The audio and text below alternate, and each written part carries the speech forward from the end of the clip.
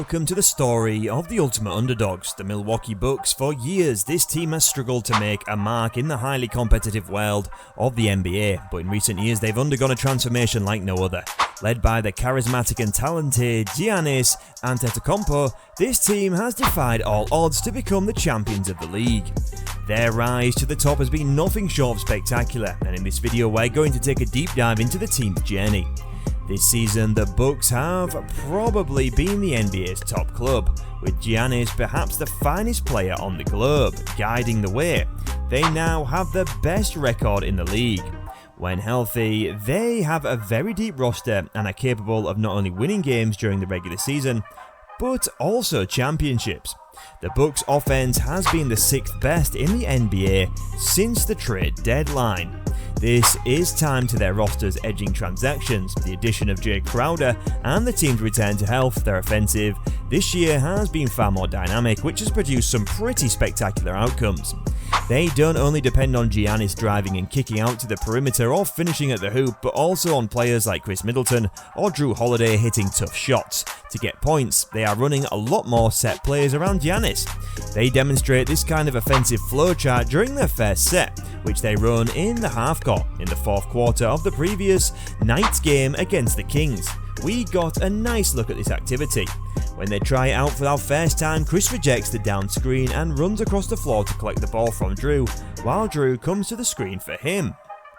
Jrue, however, really goes to screen and slams his body into the hoop.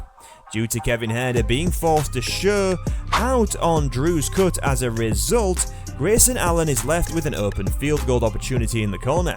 They will execute the identical move less than 2 minutes later, with Khris receiving the ball on the wing and Jrue leaping to the basket. However, this time, both defenders want to make sure that Jrue is covered, leaving Middleton with a clear shooting opportunity. The identical play is executed not quite a minute later, but this time the Kings will defend the move considerably better, with Barnes keeping close to Middleton and Fox pursuing Jrue into the paint. As the Bucks are now compelled to restart, Khris drives before stopping close to the low post and hitting Sabonis with a turnaround. This creates a mismatch between the two players. He deflects the shot. Because it may lead to so many various things according to how the defender responds, this opening set serves as the foundation of their whole offense. When Joe Ingles cuts through the screens from Connaughton and Lopez to receive the ball on the wing, they have variants of it that may lead to extra various actions. The Bucks may now enter a spin pick and roll because of their current position. Connaughton will ghost Lopez's ram screen while Ingles attacks Brook's screen. Connaughton realizes that Brooker is keeping an eye on the ball as Ingles comes to a halt at the elbow and flares out the corner to intercept the pass from an open look. Additionally, a guard receiving the ball on the outside is not necessary for this play to begin. It may also be passed through a large guy coming from a high position. Giannis receives it from Jevon Carter close to the elbow, and Giannis prevents Trent from pursuing Carter's cut. Giannis waits for Pirtle to enter the paint before passing it to Lopez, preventing him from feeding it over the top to Javon in the paint. Although the Raptors initially guard this very well, the movement around the perimeter will lead to some mismatches. Carter will be left open in the corner for an easy 3 as Giannis drives and Van Vliet assists in the paint. Another example from the game against Denver, Middleton jukes off the screen to the 3-point line to collect the ball from Jrue instead of cutting over the top of the key, and they start a pick and roll from there. Giannis is fed by Middleton on the short roll, which necessitates Jamal Murray's assistance at the nail. Giannis will pass it to Lopez because Jokic has gotten too buried in the paint. Jokic will close out aggressively, allowing Lopez to attack the basket and forcing Gordon to assist Lopez's drive. Now that Giannis is all by himself, Lopez just tosses up the lob and Giannis hammers it in. This introduces us to another concept held by the Bucks, namely the notion that running your offense via 2 big guys will give you the advantage on the offensive end.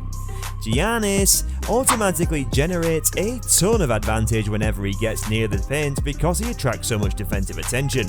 The Raptors are on demand and are attempting to defend the perimeter as well as Giannis by putting enough guys on him to slow him down, which leaves Lopez free for a pass. Lopez can complete this by squatting down next to the hoop. Whenever Giannis is acting as a pick and roll ball handler with another big man, in this example Bobby Portis, the same strategy is used. TJ McConnell has to descend to the paint paint as Portis rolls to the hoop due to the Pacers defending, which frees up the pass for Ingles and make the catch and shot three. Although there's always been a perception that the Bucks' offense is mostly focused on Giannis driving to the basket and kicking out the shooters, I believe that this year more than ever, their offense is far more inventive and dynamic than that. Around Giannis, there's a lot of ball movement that effectively confuses and disorients defenders.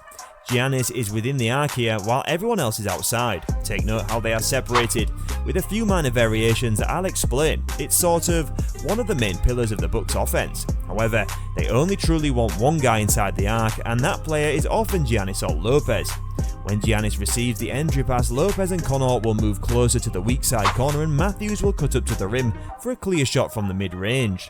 Now the double team arrives as soon as Giannis receives the feed. The defenders will have to go inside as a result of Portis and Jrue Holiday both crashing into the paint, but Middleton will be there in the corner for Giannis to dish the ball.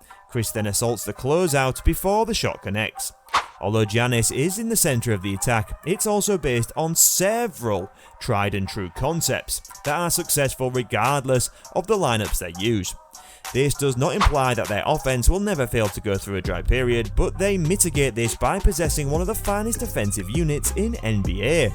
If you haven't already, feel free to read my lengthy discussion of how crucial Brook Lopez is to their defense and his argument for Defensive Player of the Year. But Jrue Holiday's ability to serve as a dependable screen navigator for their defense also contributes significantly to Brook Lopez's performance as a drop coverage defender. These two complement each other's strengths as well as make up for one another's flaws in an ideal way. While Lopez can concentrate only on blocking anything in the paint, Jrue can devote all of his attention to protecting the perimeter and the point of attack. Since being healthy, the Milwaukee Bucks have been the greatest team in the NBA. Together, the four players outscore rival teams by 22.3 points while they are on the court. In addition, the Bucks boast the greatest half-court defense in the NBA, allowing opponents to score just 93.9 points per 100 half-court possessions. The conclusion is that nobody will be able to defeat them in a 7-game series, the only thing that can prevent them from returning to the finals themselves. Since being healthy, the Milwaukee Bucks have been the greatest team in the NBA, and their core trio of Khris Middleton, Giannis and Lopez has a rating of 138.6 points per 100 possessions on offense. Together, the four players outscore rival teams by 22.3 points. The conclusion, nobody will be able to defeat them in a 7-game series. We hope you enjoyed reliving the team's remarkable journey to the top. But we want to hear from you. What do you think of the Bucks' rise to the championship? Which moment in their journey was the most memorable for you? Share your thoughts and opinions in the comments below, and if you haven't already, make sure to like and subscribe to our channel for more exciting content like this. Thanks again for watching, and we'll see you in the next awesome video.